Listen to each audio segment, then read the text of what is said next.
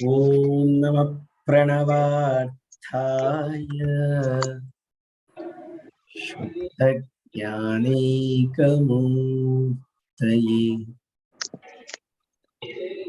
निर्मलाय प्रशान्ताय दक्षिणामूर्तये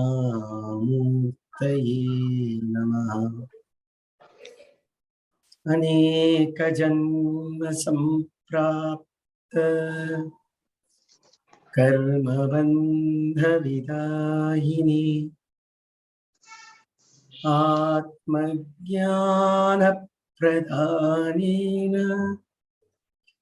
तस्मै श्री श्री गुरुवे नमः।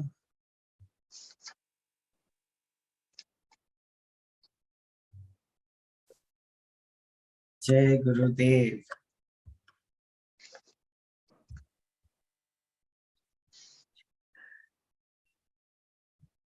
हम लोगों में से सब लोगों ने हैप्पीनेस प्रोग्राम किया है ना? यहाँ पे तो कुछ टीचर्स भी हैं।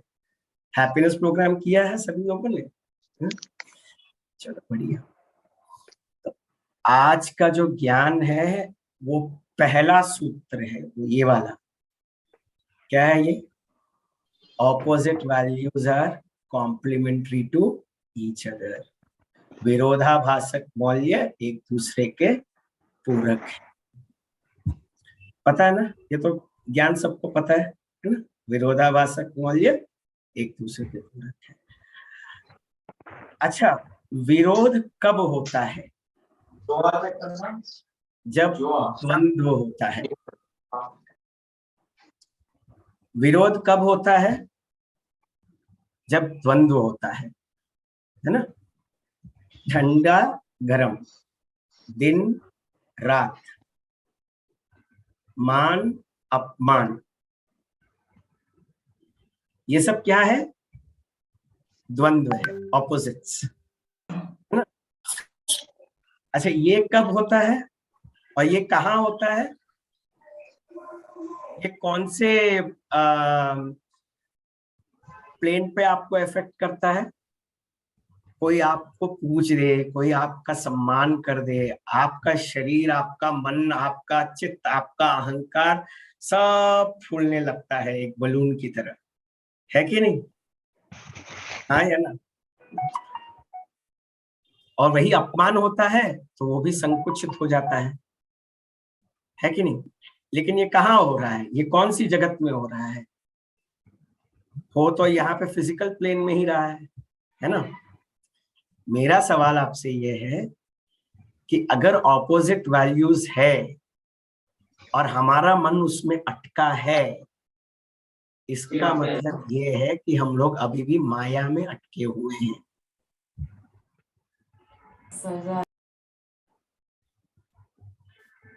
बात समझ में आ रही है? ये सबसे पहला पॉइंट है। द्वंद्व में अटके मतलब माया में फंसे। अब पूछोगे कि माया से निकले कैसे?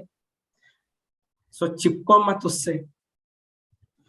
चिपकने के आसात क्या क्या है उसमें? व्हाट इज द टेक्निक जिससे पता चल जाए कि आप चिपक गए हो?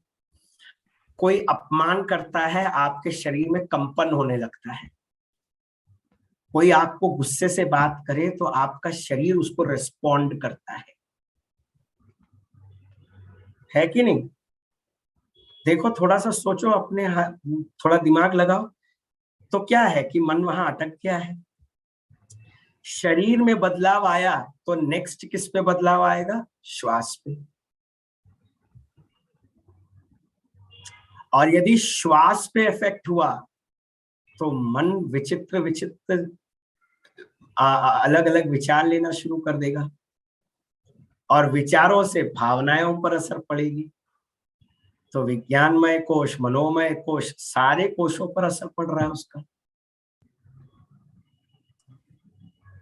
और फिर इंटेलेक्ट उसको पकड़ लेता है कि नहीं, ये तो नहीं जाने देंगे, इसने मेरे साथ ऐसा कर दिया, उसने मेरे साथ ऐसा कर दिया।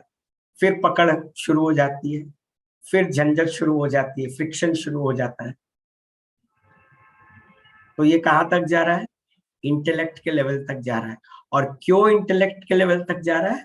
क्योंकि हमने इसको ईगो के लेवल पे कट नहीं किया।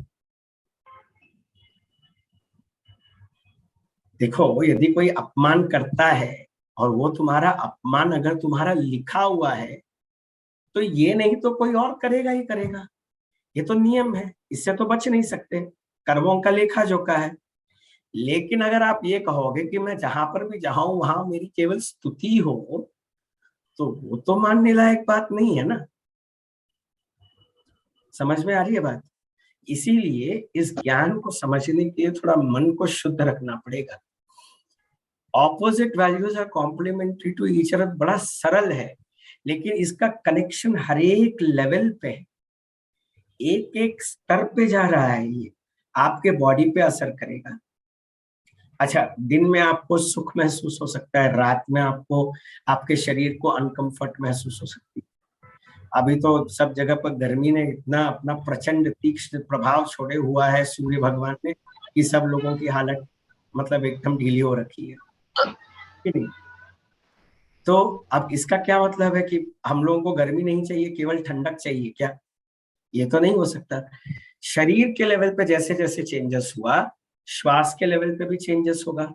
अब श्वास के लेवल पे चेंज होगा तो मन के विचारों पर भी असर पड़ेगा ही पड़ेगा। मन के विचारों में कोई जकड़ या पकड़ हुई तो तुमने ऑपोजिट वैल्यूज को पकड़ा ही नहीं है ढंग से। You have not understood opposite values are complementary. The moment तुम पकड़ लेते हो ना, एक को परे कर देते हो। जब मान चुके हो कि सुख है, when you have understood that happiness is there, you also need to understand that there will be sadness which will be coming along. It is a byproduct. एक के पीछे एक चलते हैं, भाई है, जुड़वे हैं, एक साथ चलते रहते हैं। पर हमको क्या चाहिए? केवल सुख चाहिए। और इसमें देखो तुम्हारा मन कितना खेलता है, मन का खिलवाड़ देखो कितना बढ़िया है।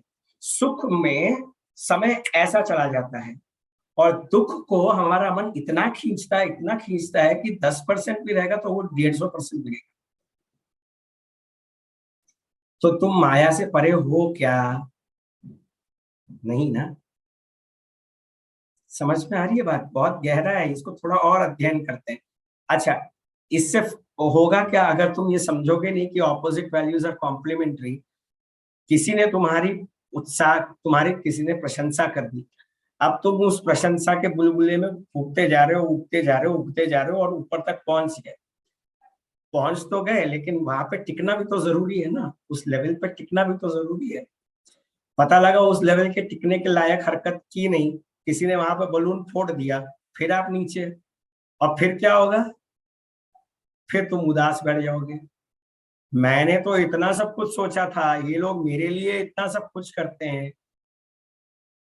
अटैचमेंट बढ़ता है, एंटेंगलमेंट बढ़ता है। जब ये ज्ञान नहीं सूझता है कि ऑपोजिट वैल्यूज आर कॉम्प्लीमेंट्री, तो एक्सेप्टेंस नहीं आता है। क्योंकि एक्सेप्टेंस करना है तो पूरा करो। सुख आए तो भी पूर्णता एक्सेप्ट करो, दुख आए तो पूर्णता एक्सेप्ट करो। मतलब नमक को छोड़ दोगे और फिर बाद में तीखे को छोड़ दोगे और खाली मीठा खाते रहोगे तो फिर डायबिटीज तो जल्दी आना है। समझ में आ रही है बात?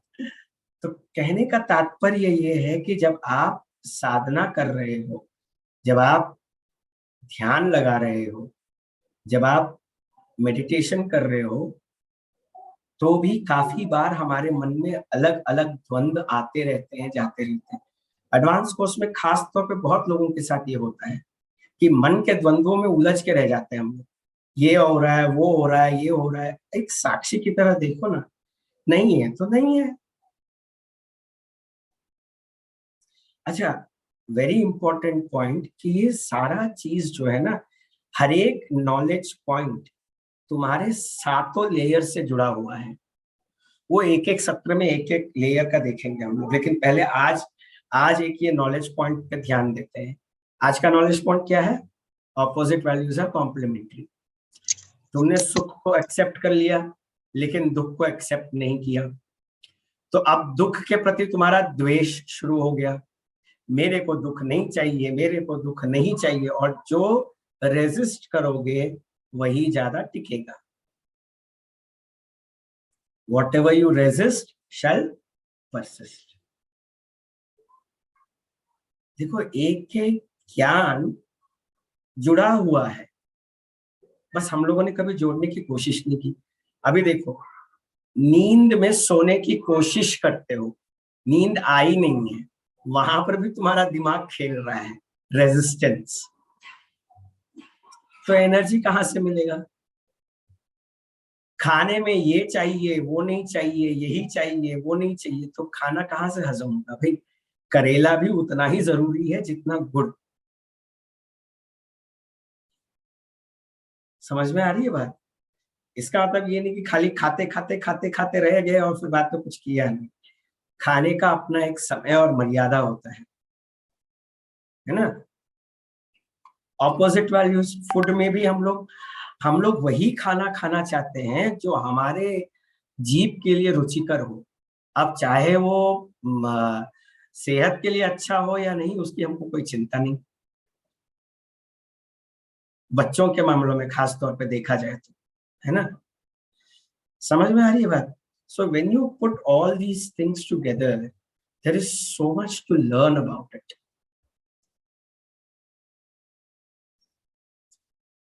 नींद में भी हम लोग कुछ पोजीशंस में ही सोना प्रिफर करते हैं, वहां पर भी ऐसे ही सोना है, वैसे ही सोना है, ऐसे ही रहना है। तब तो तुम पूरा रात बिस्तर समेटने में ही लग जाओगे, सोओगे कब भाई? Understand that everything, opposite values are complementary is very very deep। अगर इसको थोड़ा और अपने स्तर पे लाया जाए तो तुम किसी भी चीज से अटैचमेंट भी नहीं रखोगे और किसी भी चीज से तुम डिटैच्ड भी नहीं रहोगे। उससे क्या होगा? You will be in harmony with your body.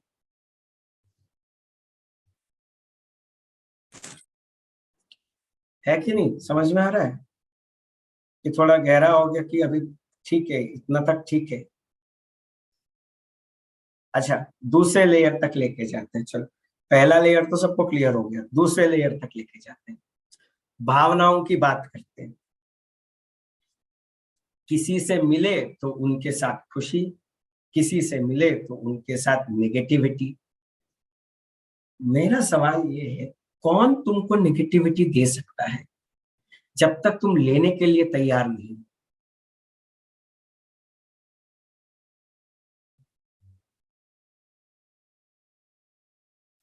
How can anybody give you negativity unless you are not ready to take that negativity?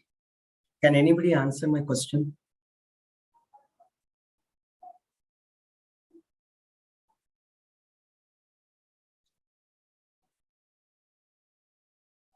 उसमें क्या होता है फिर? नेगेटिव वैल्यूज को, उस नेगेटिव वैल्यूज को हम लोग क्या करते हैं?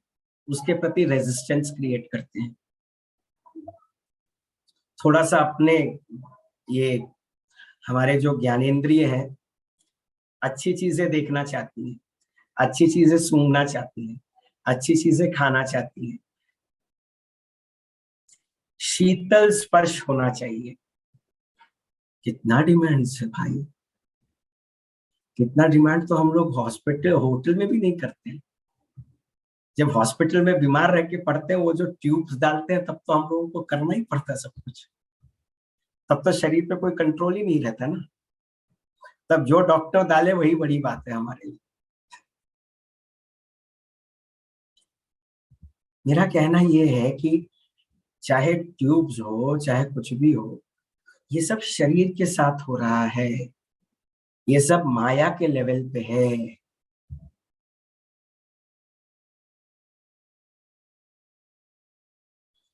Opposites can come and invade you only and only when you're stuck in Maya।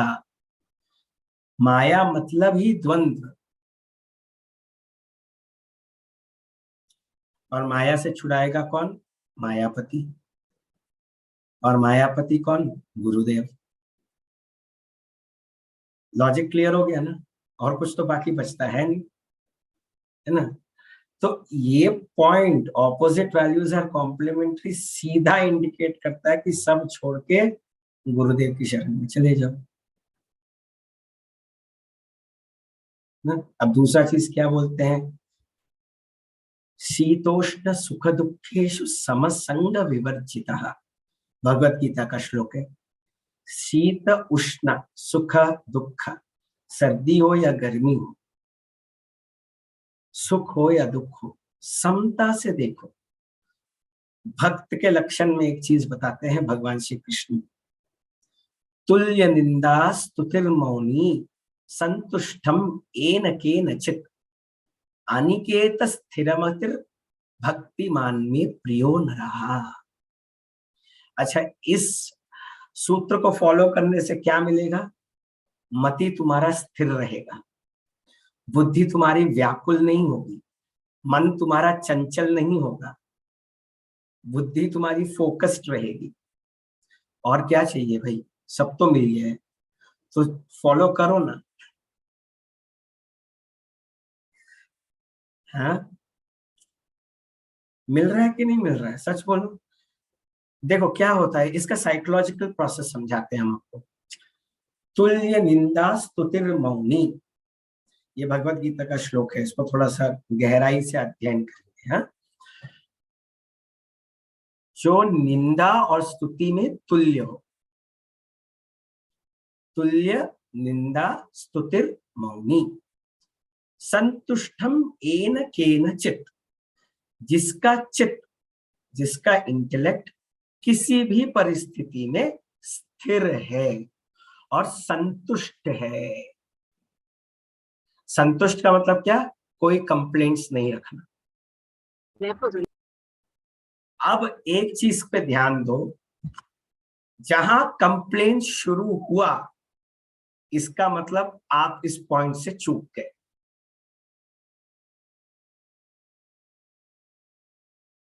गहरा जा रहा है, समझ में आ रही है बात। तुल्य निंदा स्तुतिर मौनी संतुष्टम एन केनचित्, अनिकेत स्थिरमतिर, जिसकी मति स्थिर हो, जिसकी बुद्धि ज्ञान भक्ति वैराग्य में स्थिर हो, अनिकेत स्थिरमतिर भक्तिमान में प्रियो नरहा, वो नर भक्त के रूप में मेरे को बहुत प्यारा है। अब इससे क्या मतलब निकलता है कि एक तो मति स्थिर रहेगी, इंटेलेक्ट पे कोई इंप्रेशंस नहीं पड़ेगा। अच्छा, इंप्रेशन पड़ेगा तो क्या होगा, कर्म बढ़ेंगे, कर्म बढ़ेंगे तो क्या होगा, वापस दुनिया में आना पड़ेगा, वापस दुनिया में आना पड़ेगा तो क्या करना पड़ेगा, फिर से एबीसीडी सीखना पड़ेगा, फिर से एबीसीडी सीखने के बाद नौकरी झंझट सब कुछ शुरू करना पड़ेगा।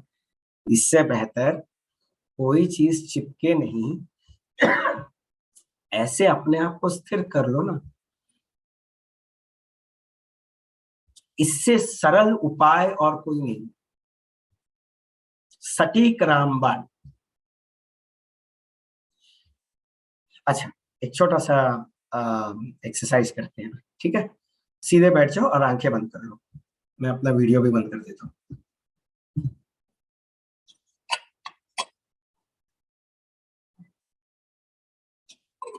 किसी ऐसे व्यक्ति, वस्तु या परिस्थिति के बारे में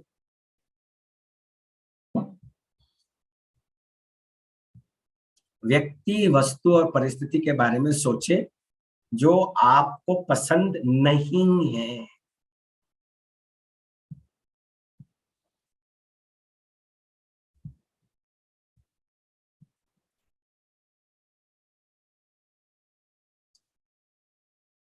और अब पता लगाओ कि वो रेजिस्टेंस क्यों है, कारण क्या है उस रेजिस्टेंस का, what is the cause of that resistance.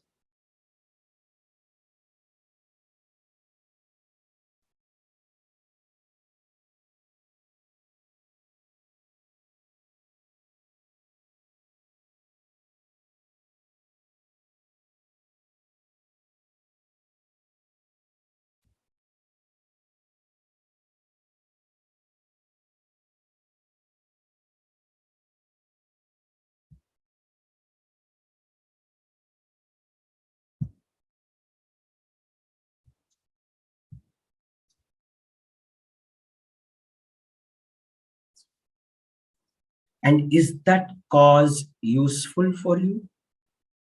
और वो कारण जिसकी वजह से आपके अंदर वो रेजिस्टेंस है, वो क्या आपके लिए फायदेमंद है?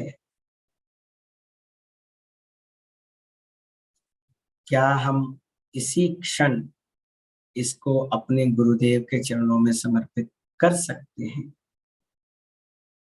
क्योंकि यदि ये रेजिस्टेंस आगे बढ़ता रहा तो ये एक कर्म का विधान बन जाएगा।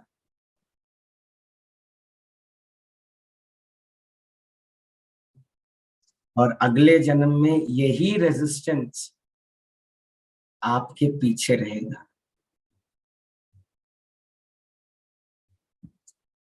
साधक वो होता है जो इसी क्षण, इसी जिंदगी में सब कुछ खत्म करके मुक्त हो जाए। क्या आप इसी क्षण अपने आप को उस रेजिस्टेंस से मुक्त कर पा रहे हो?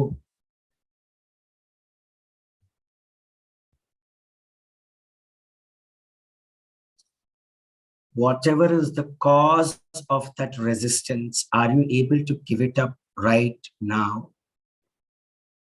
उसको त्याग दो।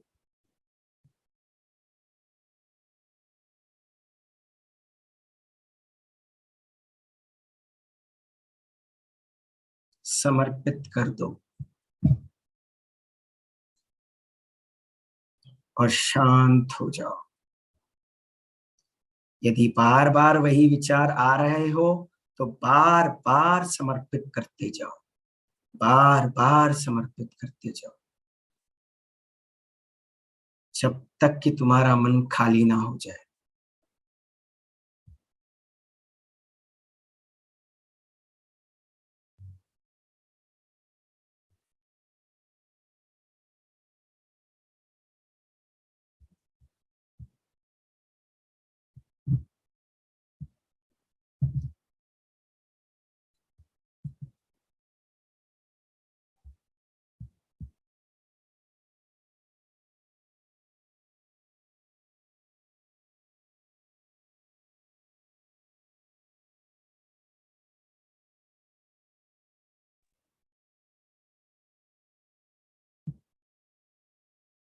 समर्पित कर पा रहे हो तो कृतज्ञता के भाव से भरते चले जाओ कि गुरुदेव ने एक और कर्म आज काटने में सक्षम हो पाए। गुरुदेव को कृतज्ञता दो कि आज एक बहुत बड़ा कर्म आपसे ले लिया गया है इस ज्ञान के द्वारा। समर्पित हो जाओ।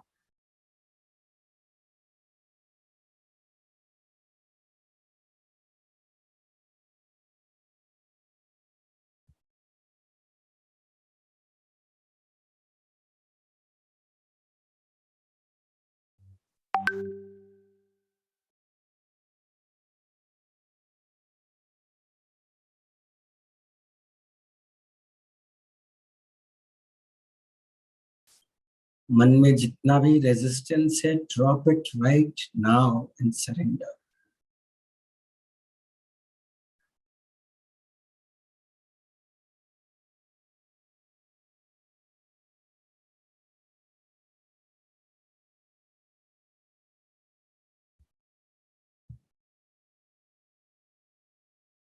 शरीर और मन में वो हल्कापन महसूस करें।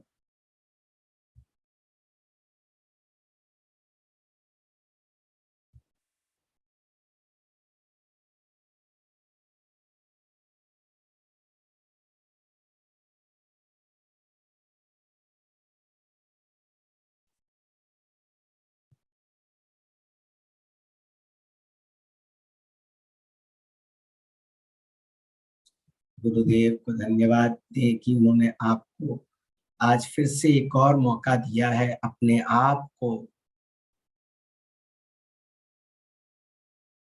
प्रकाश की तरफ जाने में मदद करने में। उनकी कृपा आपके साथ रही है।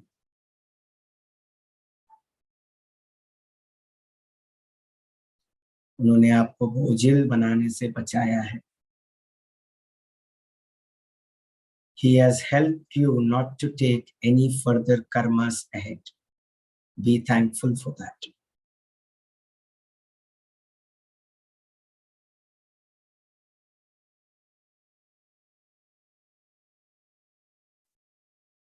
अनेक जन्म संप्राप्त कर्म बंध विदायिनी आत्मज्ञान प्रदानेन तस्मै श्री श्री गुरुवे नमः।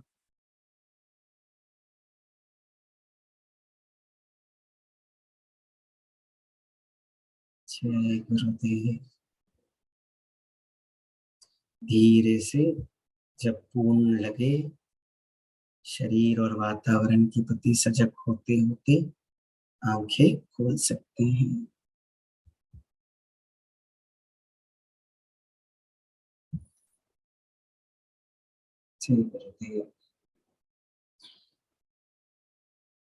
तो एक चीज याद रखना है, रेजिस्टेंसेस पालोगे, पॉजिटिव के लिए भी या नेगेटिव के लिए भी। पॉजिटिव के लिए इच्छा रखना कि हमेशा अच्छा होता रहे, ये भी रेजिस्टेंस है।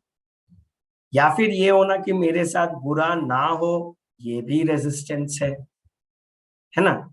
तो दोनों रेजिस्टेंस को शांत करना पड़ेगा, क्योंकि दोनों ही आगे के जन्म के कर्मों का कारण बन सकता है।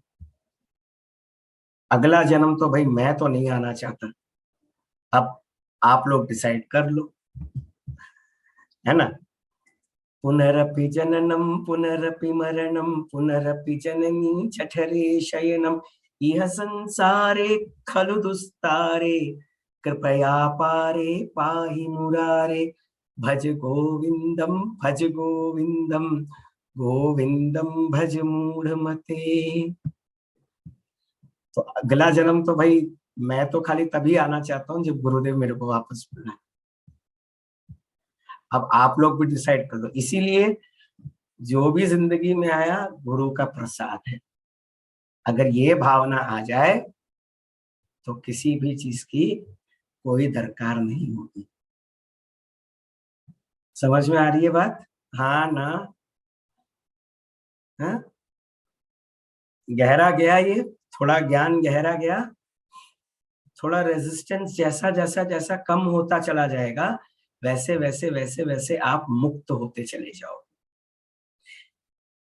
ये इसीलिए बोला गया है ना, ऑपोजिट वैल्यूज आर कॉम्प्लीमेंट्री, ताकि हम अपने मन को ये समझा सके कि भाई अच्छा है या बुरा है, सही है या गलत है, सब स्वीकार करना सीखो। और सब स्वीकारना सबसे बड़ा चीज क्या है? भक्त का लक्षण। सब तो भक्त हो ही, थोड़े और भक्त बन जाओ बस।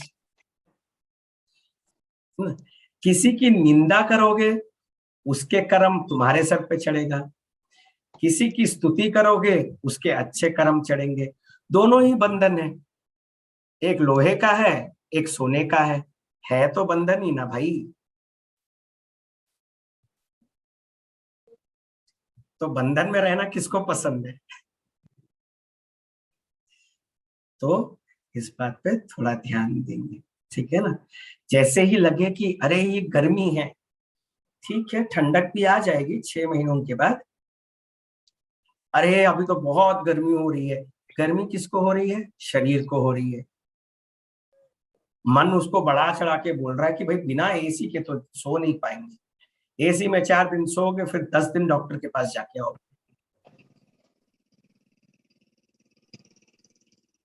मीठा खाने का मन है, पता है शुगर लेवल ज्यादा है, लेकिन नहीं, जबान पे कंट्रोल है नहीं। मन उसको और बढ़ा चढ़ा के बोलता है, पता नहीं कल जिंदा रहेंगे कि नहीं, आज ही खा लो, अगले दिन हॉस्पिटल में ही रहोगे, है कि नहीं। तो मन को समझाने के लिए ज्ञान एकमात्र सही रास्ता है, ठीक है। कुछ सवाल है तो ले सकते हैं। ओ हाँ, टीना जी के कुछ सवाल आए होंगे इधर। पेनफुल एक्सपीरियंस, भाई वही तो हम कहते हैं मंजू जी, पेनफुल एक्सपीरियंस से निकलने के लिए तो ये सब कर रहे हैं हम लोग। मनीषा जी ने पूछा है भैया बार बार एबीसीडी क्यों सीखनी पड़ती है? तो एक काम करो, चाइनीज का अगली बार चाइना में पैदा हो जाओ, वहां पे कुछ और सीख जाओगे। लेकिन सीखना तो वही पड़ेगा भाई, है ना? Why don't we remember ABCD to sadhana? साधना जैसी चीज तुम एबीसीडी के लिए लेके जाना चाहते हो? इतना स्तर तक गिरा दोगे साधना को? अरे साधना तो वो चीज है जो तुमको तुम्हारी तरफ ऊपर ले जाए। साधना तुम्हारी वो चीज है जो तुमको इस जगत से दूसरे जगत में, भाई तुम लोगों को मैं हिरण्य लोक, सुवर्ण लोक, उन सब चीजों के बारे में बताना चाहता हूँ। तुम लोग वापस पृथ्वी लोक में आना चाहते हो, हैं? मैं ब्रह्मलोक, महरलोक, उन सब जगहों पे आप लोगों को एक बार वर्बली एक बार बताना चाहता हूँ, और आप लोग फिर यहाँ पे एबीसीडी पे अटकना चाहते हो, हैं? मंजू जी, ये तो वही खेम हो गया ना कि भाई पूरा पीएचडी करके फिर बाद में प्रोफेसर बोला कि नहीं मैं एबीसीडी फिर से सीखना चाहता हूँ। साधना का फल ये है कि तुम इस दुनिया से तर जाओ, दुनिया में फंसो, वो उद्देश्य नहीं है। और एबीसीडी वाला ज्ञान जो है दुनिया में फंसाता है, इसीलिए बार बार उसको सीखना पड़ता है, क्योंकि बार बार फंसने की आदत है हमारी, और हम तो इस रास्ते में हैं जिससे हमको छूटना है। अभी तो इंट्यूशन प्रोसेस भी आ गया, जहां तक मेरे को पता है जो बच्चे इंट्यूशन प्रोसेस करते हैं उनका मन, बुद्धि और चित्त इतना विकसित हो जाता है कि उनको काफी सारी चीजें अपने आप अनायास पता चल जाती हैं। तो गुरुजी ने जब इतना सब कुछ दे दिया है, फिर से हमको एबीसीडी सीखना है, तो मतलब साधना के लिए तो छोड़ दो ना मंजू जी, कुछ और चीज के लिए पूछो कि अगले जन्म में वहीं से शुरू करना है जहां शुरू से शुरू किया है। नहीं, नहीं, जहां तक आपने अपनी साधना इस जन्म में छोड़ी है, अगले जन्म से वही साधना आपको आगे लेके जाएगी। ये ईश्वर का वाक्य है, मेरा वाक्य नहीं। अगर आपने ध्यान में, समाधि में थोड़ी बहुत आपकी गहराई और पहुंची है, तो it is not only for this birth, ये आपके अगले जन्म में भी आगे जाएगा। इसीलिए इसको साधना कहा गया है, जो धन आपको इस शरीर के बाहर भी लेके जाए। समझ गए? बात क्लियर हो गई है? बहुत अच्छा। लेकिन अच्छा बात कहा ना मैंने मंजू जी, मेरा ये उद्देश्य नहीं था कि मैं तिरस्कार करूं इस सवाल का। Opposite values are complementary. आप साधना को किसी भी तरीके से ले लो, साधना फलदायी जरूर देगा, चिंता मत करो। अगर आप ये चाहते हो कि आप साधना इस संकल्प से करो कि अगले जन्म से मेरे को एबीसीडी नहीं सीखना है, तो वैसा ही होगा, चिंता मत करो। जय गुरुदेव सर। मैं तो चाहती हूँ कि इसी जन्म में मेरे को मोक्ष मिले, पर कई बार ये स्वास्थ्य ठीक नहीं हुआ, इतना बैड एक्सपीरियंस से मैं गुजरी। मेरे को 2 महीने लग गए, मेरे को पाइल्स की प्रॉब्लम थी। It was a painful experience. Every एक एक सेकंड मैंने पेन झेला है। तो उसके बाद अभी मैं साधना भी रेगुलर से नहीं कर पा रही हूँ। कोई तो बात नहीं। वही जहां समर्थन तो आपने कराया, शायद मेरा कोई कर्मा ही कटना था आपके इस सेशन के। परफेक्ट, बहुत अच्छा है, लेकिन पहले तो शरीर का देखो, कोई भी रोग हो ना वो कर्म है, इतना समझ लो। जी कोई भी रोग हो, शारीरिक, मानसिक, बौद्धिक, हैलुसिनेशन टाइप के जो रोग कहते हैं ना, वो सब भी कर्म ही है। और मंजू जी, आज आपको 100% वो चीज दे देना है गुरुदेव। हाँ जी, ये आज जो मैंने सेशन, बहुत हाँ, अच्छे से समर्पण किया। तो ये मेरा कर्मा, मेरे को लगता है इस सेशन में आने से मेरा कर्मा काफी कट गया, क्या खत्म हो गया। गुरुजी ने अडॉप्ट ले लिया मेरे से, और मुझे बस इससे कर दिया। अभी हल्का लग रहा है कि नहीं लग रहा है? बहुत हल्का लग रहा है। ऐसे लग रहा है कि आज मेरी बीमारी से मैं निकली हूँ, जबकि निकल तो मैं गई थी पर मेंटली फिर भी था कहीं ना कहीं। तो आज मेरा वो कर्मा निकल गया। बहुत थैंक यू अच्छा, सो मच, बहुत आई एम अच्छा। So grateful to you, I am so grateful to you. No, no, but I am happy that you came up with such a wonderful question. See, this knowledge of ABCD that you asked is only limited to this world. This sadhana that you are getting of Sudarshan Kriya and Padmasana and all that is to take you beyond this. It is just not restricted to this. Okay. So it is much more beyond and above it. Okay. I'm very happy that you felt so light and healing. Good. और And इस just point का meaning भी मेरे को, मैं इतना resonate नहीं कर पाती थी। अपोजिट वैल्यूज आर कॉम्प्लीमेंट्री, कहीं ना कहीं स्टक हो जाता था माइंड। पर आज मेरे को थोड़ा समझ आया और मैं इस पे मनन करूंगी तो मैं गहराई से अपना एक्सपीरियंस खुद देखूंगी, तब मैं समझ पाऊंगी। बिल्कुल थैंक बिल्कुल कीजिएगा, क्योंकि यू। ये एक सेशन में समझने वाली बात नहीं है। इसका अगला सेशन जो होगा that will be about don't see intentions behind others mistake. उसके पॉइंट के ऊपर हम लोग और गहराई से चर्चा करेंगे। अच्छा, एक और सवाल आया है मंजू जी, आपके सवाल का समाधान हो गया? हाँ जी, हाँ जी, हाँ जी, थैंक यू सो मच। जय जय गुरुदेव। गुरुदेव। आपने बताया कि जब हम किसी व्यक्ति की निंदा या स्तुति करते हैं तब हमें कर्मों का बंधन लग जाता है। हाँ, सही है। कोई व्यक्ति अच्छा करता है तो उस समय हमें क्या करना चाहिए? आईने को देखा है कभी?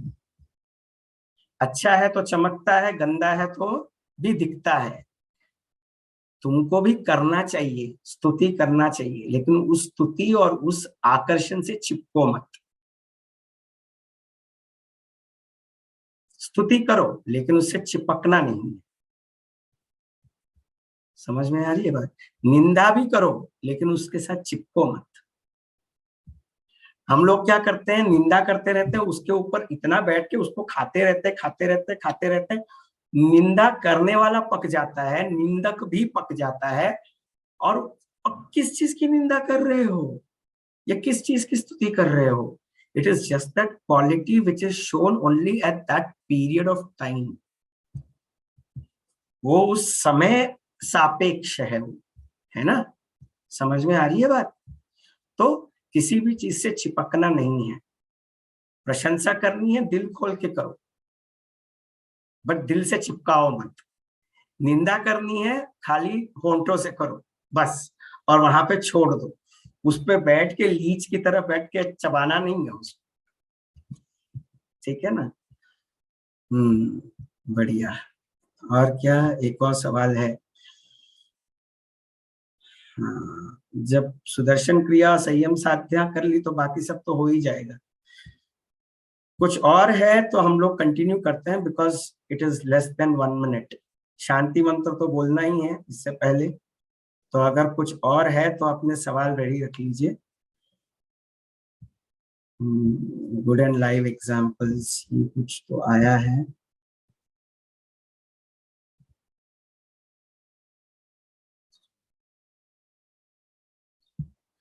So true, everyone has it. Rajam ji, that's so true that everybody has it, but many people fail to experience it because they are stuck with their ego. अब जो बताया है उसके प्रति कुछ सवाल है क्या? कोई सवाल है तो पूछ लो।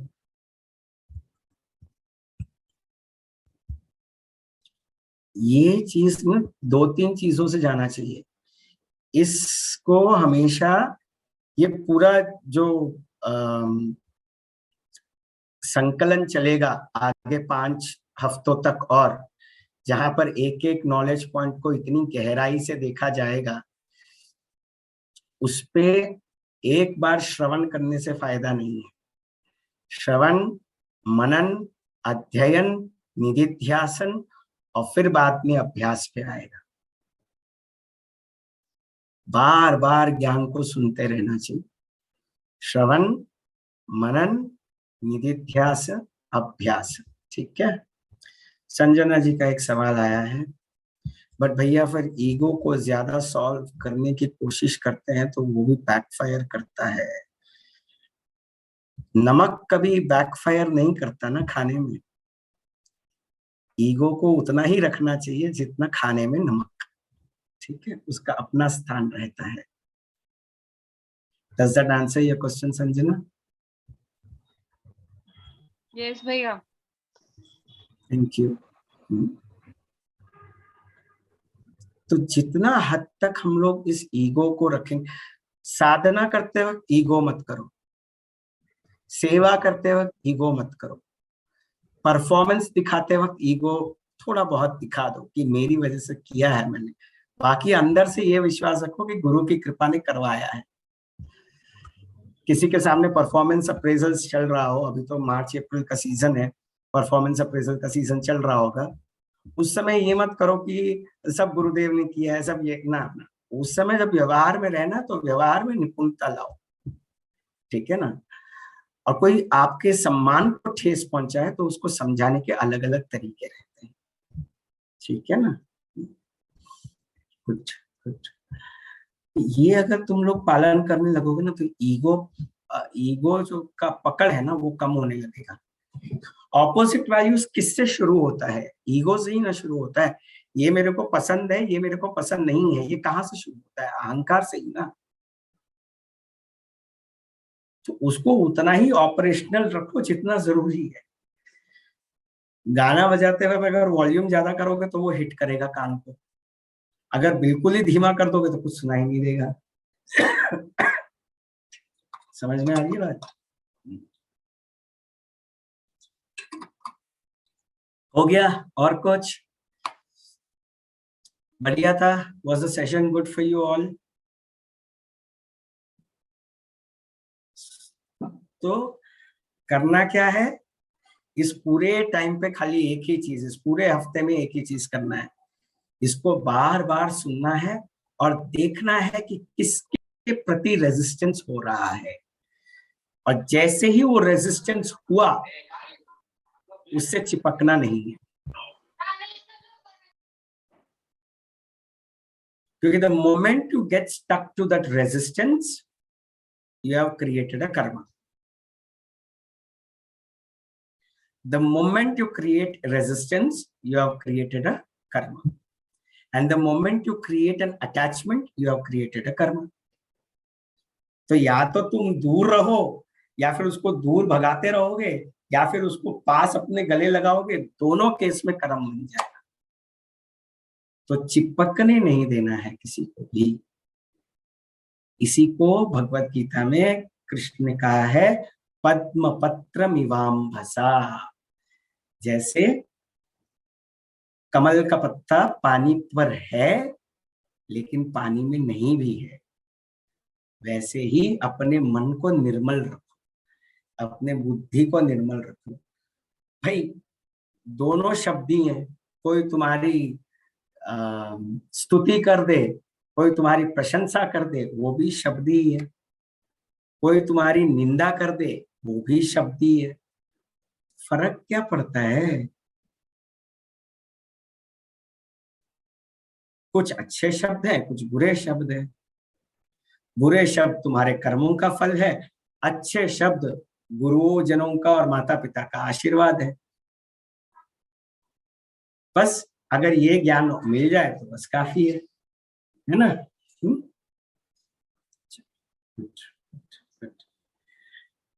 बहुत अच्छा, बहुत गहरा गया आज का सत्र। गुड, काफी लोगों की साधना का।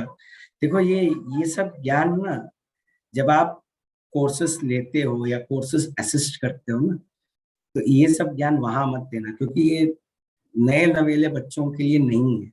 वो लोग इन सब चीजों को एडजस्ट नहीं कर पाए। उनको तो सबसे पहले body, breath, mind, memory, intellect, ego ही नहीं समझ में आएगा, बाकी ये सब चीजें क्या समझ में आएंगी। इसको तुम जोड़ोगे उसके साथ, वो उसको तुम इधर से उधर जोड़ोगे, फिर उसका खिचड़ी बना दोगे, फिर वो लोग कुछ और समझेंगे, फिर वो मन की जगह किसी और चीज को ले लेंगे। क्यों भाई, ये सब ड्रामा ही नहीं चाहिए ना। बस ये जो अध्ययन है, ये जो स्वाध्याय हम लोग कर रहे हैं, ये खाली हमारे लिए ही है, और इसके लिए गुरुदेव के प्रति अखंड धन भाग्यता बहुत जरूरी है।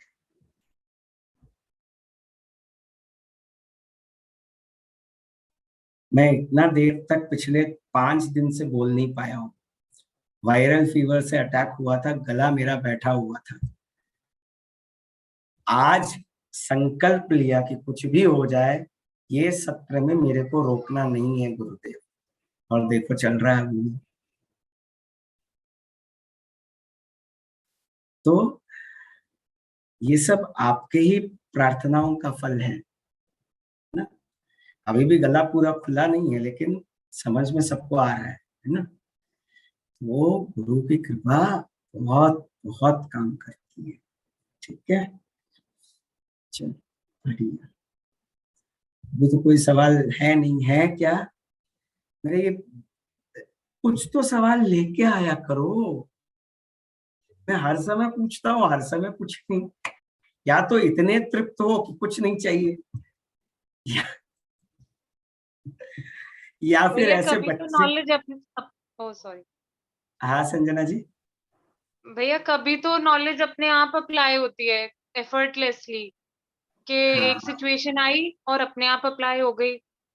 और फिर कभी ऐसा होता है कि हमें पता होता है इसमें ये नॉलेज पॉइंट लगना है, हम्म। लेकिन हम फिर भी उसकी नेगेटिविटी में इतना रैप हो जाते हैं कि मतलब हमें सैडनेस और ये सब फिर इमोशंस फेस करना ही पड़ते हैं। और मेरे साथ होता है कि जैसे आपने कहा कि जैसे ही दुख आता है उसके बाद तुरंत सुख भी आता है। कल मेरे साथ ये हुआ, मैं थोड़ी सैड हो गई थी, उसके बाद वो सैडनेस निकल गई और सब नॉर्मल जैसा हो गया। लेकिन मैं आज मॉर्निंग में उठी तो मेरा माइंड उस सैडनेस को ही एक्सटेंड करने में, खींचने में लगा हुआ था। तो उसी एक्सरसाइज को रिवर्स करना है ना।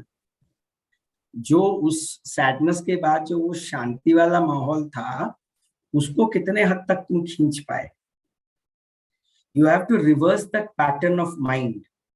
Instead of your mind sticking to the sad moments, make it stick more to the happy moments. Make it a conscious habit. इसीलिए इसके लिए अवेयरनेस की बहुत जरूरत है। और ये अगले 5 दिन खाली इसी पे ध्यान दोगे आप लोग। आप सभी लोग उसी पे ध्यान दोगे। ये खाली ज्ञान सुन के निकलने की बात नहीं है, इतना आसानी से नहीं छोड़ने वाला। मैं पूछूंगा ग्रुप में सबसे कि कितने लोगों ने क्या क्या किया है, और मेरे पास रहता है उसका अकाउंट। ठीक है ना। तो इसीलिए Sanjana, you need to make a conscious effort to rewire yourself. Yes Why? भैया। Because you are the one who is going to get stuck later, not others. Others will move on, but not you. Then who will get stuck? It is you, na? So you have to move ahead. ठीक है? Good good good. ठीक है ना। तो फिर आज के लिए इतना ही। कुछ सवाल नहीं है तो फिर हम लोग शांति मंत्र कर लेते हैं।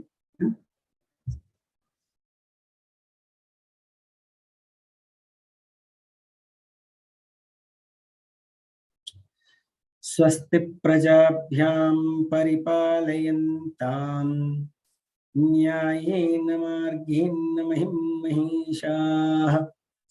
गोब्राह्मणेभ्यः शुभमस्तु नित्यम्।